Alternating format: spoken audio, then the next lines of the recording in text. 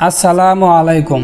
আল্লাহ সাত ঘরকে পছন্দ করেন না এবং ওই সাত ঘরকে আল্লাহ তাআলা তার রহমতের ফেরেশতাকে প্রবেশ করতে দেন না। চেক করে নিন সেই সাত ঘরের মধ্যে আপনার ঘরও আছে কিনা। তাহলে এখন জেনে নিন কোন সাত ঘরকে আল্লাহ পছন্দ করেন না। প্রিয় আখেরি নবীর উম্মত, ইসলাম সম্প্রসারণ ও প্রচারের লক্ষ্যে আমাদের চ্যানেলটি অবশ্যই সাবস্ক্রাইব করবেন।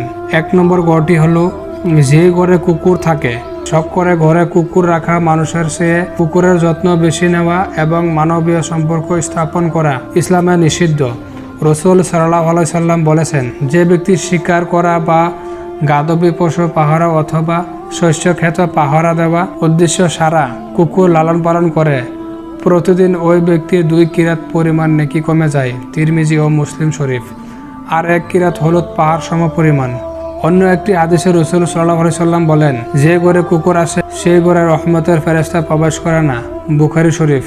2 নম্বর ঘরটি হলো যে ঘরের ভিতরে জীবজন্তুর ছবি বা মূর্তি থাকে। প্রাণীর ছবি, কার্টুন, মূর্তি ইত্যাদি সংরক্ষণ করা হারাম। যে ঘরে এইসব থাকে সে ঘরে রহমতের ফেরেশতা প্রবেশ করে না। রাসূল সাল্লাল্লাহু আলাইহি সাল্লাম বলেন, যে ঘরে কুকুর থাকে বা প্রাণীর ছবি থাকে সে ঘরে রহমতের ফেরেশতা প্রবেশ করে না। বুখারী শরীফ। রাসূল সাল্লাল্লাহু আলাইহি সাল্লাম বলেন, ফেরেশতারা এমন ঘরে প্রবেশ করেন না যে ঘরে মূর্তি কিংবা প্রাণীর ছবি আছে। সহিহ মুসলিম হাদিস। 3 নম্বর ঘরটি হলো আত্মীয়তার সম্পর্ক ছিন্নকারীর ঘর। আত্মীয়তা ছিন্ন করা কিংবা নিকট আত্মীয়দের পরিত্যাগ করা মারাত্মক অপরাধ। এটি একটি কবিরা গুনাহসমূহের মধ্যে অন্যতম। আত্মীয়তা ছিন্ন করা সম্পর্কে রাসূল সাল্লাল্লাহু আলাইহি সাল্লাম তার উম্মতকে সতর্ক করেছেন। রাসূল সাল্লাল্লাহু আলাইহি সাল্লাম বলেছেন, আত্মীয়তা সম্পর্ক ছিন্নকারীর ঘরে রহমতের ফেরেশতা প্রবেশ করে না। বুখারী মুসলিম শরীফ। 4 নম্বর ঘরটি হলো যে ঘরে জম্বি থাকে। জম্বি বলা হয় যার উপর গোসল ফরজ হয়েছে কিন্তু সে ফরজ গোসল না করে গিয়ে পানি ঢেলে নেই, এমন ব্যক্তিকে জম্বি বলা হয়। আর যাদের উপর গোসল ফরজ হয়েছে সেই সমস্ত লোকেরা যদি ফরজ গোসল না করে তাহলে এমন ব্যক্তিদের ঘরেও রহমতের ফেরেশতা প্রবেশ করে না এবং আল্লাহ তাআলা ওই ঘরকে অপছন্দ করেন। 5 নম্বর ঘরটি হলো যে ঘরে মেয়েদের আওয়াজ উঁচু হয়ে থাকে। রাসূল সাল্লাল্লাহু আলাইহি সাল্লাম বলেন, এমন ঘরকে আল্লাহ তাআলা অপছন্দ করেন যে ঘরে স্বামীর চেয়ে স্ত্রীর আওয়াজ উঁচু হয়ে থাকে। এমন ঘরকে আল্লাহ তাআলা অপছন্দ করে থাকে। এমনকি ওই ঘরের উপর 70,000 ফেরেশতা রাত দিন লানত করে থাকে। যে ঘরের নারীর আওয়াজ উঁচু হয়ে সেই ঘরে রহমতের ফেরেশতা প্রবেশ করে না।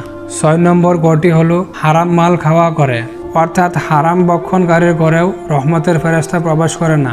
রাসূল সাল্লাল্লাহু আলাইহি সাল্লাম ইরশাদ করেন, কোন ব্যক্তি দীর্ঘ পথ অতিক্রম করলো, বিক্ষিপ্ত চুল ধুলাবালিযুক্ত শরীর 2 হাত সামনের দিকে উঠিয়ে আল্লাহর কাছে দোয়া করতে থাকে, অথচ তার খাদ্য হারাম, পানীয় হারাম, পোশাকও হারাম এবং হারাম দ্বারা শক্তি সংশয় করা হয়েছে, তাহলে কিভাবে তার দোয়া কবুল করা হবে? সহিহ মুসলিম হাদিস। প্রিয় আখিরের নবীর উম্মত, এই হাদিস দ্বারা বোঝা যায় যদি কোনো ব্যক্তি হারাম খানা খায় বা পান করে সেই ব্যক্তির দোয়া আল্লাহ তাআলা কবুল করে না এবং ওই ঘরে রহমতের ফেরেশতা প্রবেশ করে না। 7 নম্বর ঘরটি হলো মেহমান আসলে খুশি না হওয়া ঘরে। হযরত সালমান ফারসি রাদিয়াল্লাহু তাআলা আনহু বলেন, একবার আমি রাসূল সাল্লাল্লাহু আলাইহি সাল্লামের কাছে এলাম।